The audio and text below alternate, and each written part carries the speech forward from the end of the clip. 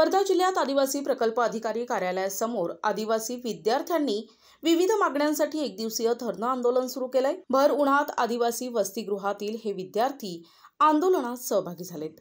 शैक्षणिक भत्ता, निर्वाह भत्ता आणि प्रलंबित वाढीव अनुदान तात्काळ जमा करावे अशी मागणी या विद्यार्थ्यांनी केली आहे। तसेच वसतिगृह प्रवेश प्रक्रियेत 100% पारदर्शकता आणि भेदभावमुक्त अंमलबजावणी व्हावी अशी मागणीही त्यांनी लावून धरली आहे। अनेक वेळा निवेदन आणि मौखिक तक्रारी दिल्यानंतरही प्रशासनाचं दुर्लक्ष होत असल्याचा या विद्यार्थ्यांचा आरोप आहे। या आंदोलनाच्या माध्यमातून विद्यार्थ्यांनी वर्धा शहरात 350 विद्यार्थ्यांची क्षमता असलेले नवीन आदिवासी वसतिगृह मंजूर करण्याचे आवाहन केले आहे।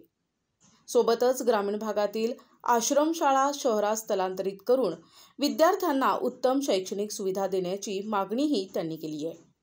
असं बघतो म्हणलं तर आंदोलन करण्याची आम्हाला आवश्यकता पडायला नाही पाहिजे, पण डिपार्टमेंट जे आहे ते विद्यार्थ्यांकडे कुठेतरी दुर्लक्ष करणं सुरू आहे।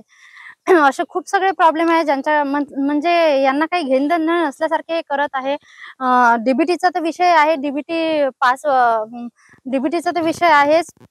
पुन्हा नवीन इमारत जे आहे, नवीन इमारत यांनी आम्हाला द्यायला पाहिजे। 15 वर्षापासून आम्ही प्रायव्हेट इमारतांमध्ये राहत आहे, तर तेही यांच्याकडून देणं होत नाही। तिथल्या मॅडम येऊन बघते, तिथे म्हणते आम्हाला चांगली नाही आहे, तुम्ही कशा याच्यात राहत आहे, असं तसं हे आम्हाला सांगून जाते आहे।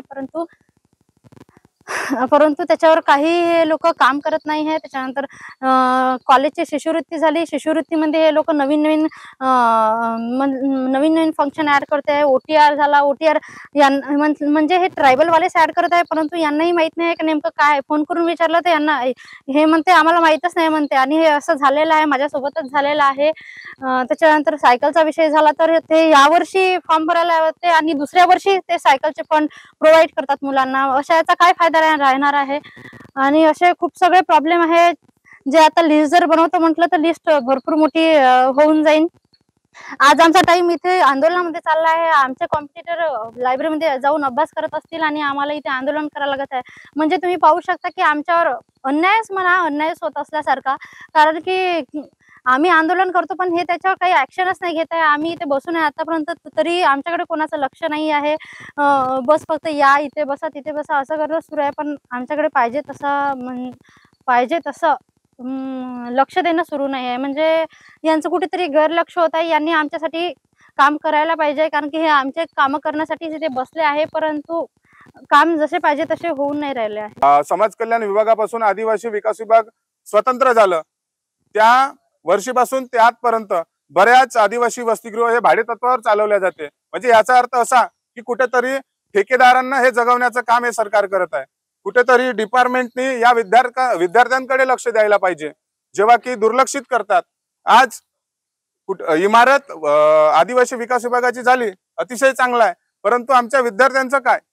आज जे 50 क्षमतेची असणारी बिल्डिंग मध्ये 125 100 पोरं ठेवल्या जाते, विद्यार्थिनी ठेवल्या जाते। आज काही ठेकेदारांच्या माध्यमातून प्रस्ताव वळती बिल्डिंग साठी आलेले आहे, ते मान्य करण्याची प्रक्रिया हे लोक करतात, परंतु स्वतंत्र शासकीय इमारत बनवण्याची प्रक्रिया कुठेतरी दिसून येत नाहीये। अजून डीबीटी जवळपास डीबीटी जे आहे 3-3 महिने विद्यार्थ्यांच्या अकाउंटला येत नाही। आज विद्यार्थ्यांवर उपासमारीचा आणि भूकमारीचा विषय निर्माण झालेला आहे।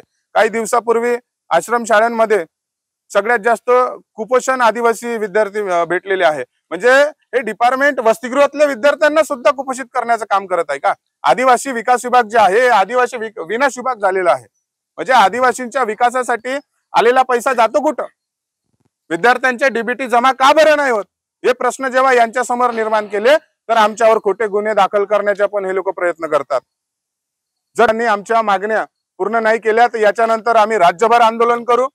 येणाऱ्या काही दिवसांमध्येच आम्ही एटीसी ऑफिस नागपूरला आयुक्तांसमोर बेमुदत उपोषणाला पण बसू।